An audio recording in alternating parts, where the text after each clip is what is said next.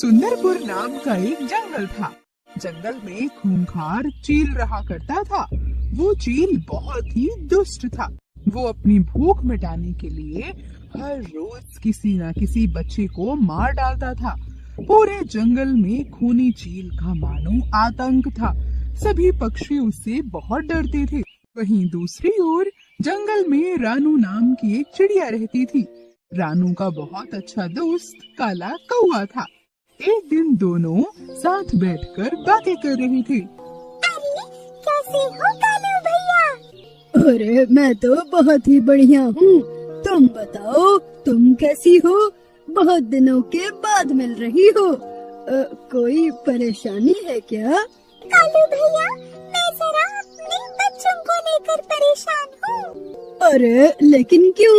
ऐसा भला क्या हो गया? दरअसल भैया मैं खाना लेने बाहर जाती हूँ और तब तक मेरे बच्चे अकेले रहते हैं। खाना ढूंढने के लिए मुझे बहुत दूर जाना पड़ता है और बहुत मेहनत करनी पड़ती है। मुझे उस खूनी चील का डर लगा रहता है। ओह तो ये बात है। बात तो तुम ठीक कह रही हो। पूरे जंगल में उस खूनी चील का आतंक तो है। कालू भैया क्या आप इसमें मेरी एक मदद कर सकते हैं? जब भी बस में खाना लेने बाहर जाऊं तब तक के लिए क्या मेरे बच्चों के पास रुक जाएंगे? उस चील से उनकी रक्षा कर सकेंगे आप? हाँ, इसमें भला पूछने वाली क्या बात है। मैं जरूर उनके पास रुक जाऊंगा।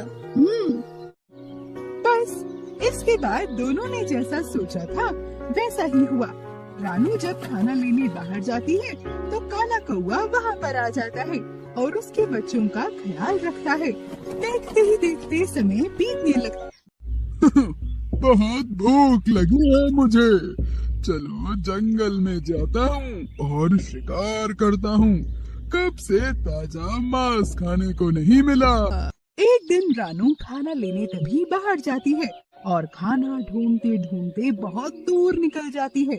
चील भी खाना ढूंढते ढूंढते रानू के घोंसले के पास आ जाता है और दूर से ही उसके घोंसले पर नजर रखने लगता है। ये तो चिड़िया के बच्चे हैं। बड़े ही नाजुक लग रहे हैं। इन्हें तो खाने में बहुत मजा आएगा। अरे लेकिन ये काला कौवा यहाँ पर क्या कर रहा है?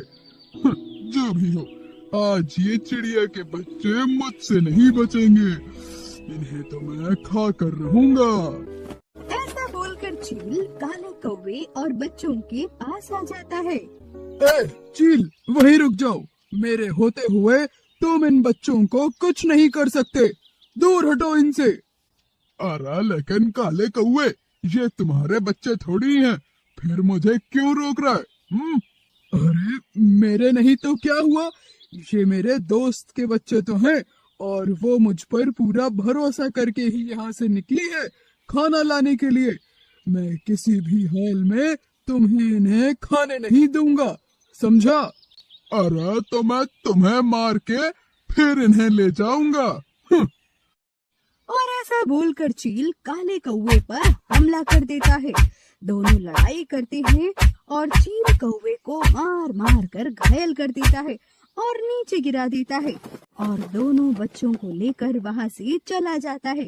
थोड़ी देर में रानू जब वापस आती है तो देखती है, अरे कालू भैया आपका ये हाल किसने किया? और मेरे बच्चे वो कहाँ गए? कौन ले गया उन्हें? जो कुछ भी हुआ था काला कौवा दुखी होकर उसे सब कुछ बता देता है और ये सुनकर रानू बहुत जोर जोर से रोने लगती है। वो कपटी चील मेरे बच्चों को पता नहीं कहाँ लेकर गया होगा। मेरे बच्चे पता नहीं किस हाल में होंगे। मुझे जल्दी ही उनके पास पहुँचना होगा। अरे रानू बहन, वो तुम्हारे बच्चों को अपने घोंसले पर ही ले गया होगा। तुम भला अकेली उसका मुकाबला कैसे करोगी? वो तुम्हें भी मार कर खा सकता है। लेकिन मैं हाथ पर हाथ रख कर भी तो नहीं बैठ काट सकती। मुझे कुछ तो करना ही पड़ेगा ना अपने बच्चों के लिए। और फिर दोनों लोग सोचने लगते हैं। तभी रानू को एक युक्ति सूझती है। अब कालू भैया, मेरे पास एक युक्ति है। बस मैं जैसा कहती हूँ आप वैसा करते जाइए। ऐसा बोलकर रानू युक्ति अनुसार चील के घोंसले की तरफ चली जाती है। काला कौवा भी रानू की बताई हुई जगह पर चला जाता। चील का घोंसला एक बड़े से पेड़ पर था। चील वहाँ बच्चों को ले जाया करता था। देखो बच्चों, तुम देखने में ही कितने स्वादिष्ट लग रहे हो। मन करता है कि सबको एक साथ खा जाऊं, लेकिन ऐसा नहीं करूंगा। रात को सबको पकाऊंगा एक साथ और तब खाऊंगा। खाने में बहुत ही मजा आएगा। इतनी देर में तभी रानू वहाँ पहुँच जाती है। ए चील, सुन, मेरे बच्चों को छोड़ दे, वरना तुम्हें इसकी बहुत बुरी सजा मिलेगी। छोड़ मेरे बच्चों को, छोड़। ऐसा सुनकर चील जोर जोर से हंसने लगता है। तुमको तो मैं एक ही झटके में खा जाऊंगा। तुम्हें क्या लगता है तुम मेरा कुछ बिगाड़ पाओगी? अरे कपटी चील, तू मुझे क्या खाएगा? तू तो मुझे पकड़ भी नहीं सकता। तू सिर्फ मेरे छोटे छोटे बच्चों को ही पकड़ सकता है। अगर है हिम्मत तो मुझे पकड़ कर दिखा। आ! अब ये सुनकर चील को बहुत गुस्सा आ जाता है। वो तुरंत रानू को पकड़ने के लिए निकल जाता है। दोनों उड़ के बहुत दूर पहुंच जाते हैं। रानू एक पेड़ की तभी गुफा में चली जाती है। वहीं चील भी उसके पीछे पीछे गुफा में आ जाता है। रानू तभी दूसरे दरवाजे से बाहर निकल जाती है और योजना अनुसार रानू डोरी काट देती है। जैसे ही चील दूसरे दरवाजे से बाहर आता है तो जोर से लकड़ी का टुकड़ा चील के सिर पे टकराता है और सिर पे लगने की वजह से चील घायल होकर नीचे जमीन पर गिर पड़ता है और उड़ नहीं पाता। अरे मैं तो मारा गया। ए भगवान, मुझे बचा लो। इस चिड़िया ने मुझे फंसा दिया। चिड़िया, तुझे तो मैं छोड़ूंगा नहीं। दरअसल रानू और काले कौवे ने योजना के मुताबिक लकड़ी के टुकड़े को डोरी से बांधकर लटका दिया था और दोनों की योजना सफल होती है। दोनों चील के पास आते हैं और उसे देखकर मुस्कुराने लगते हैं।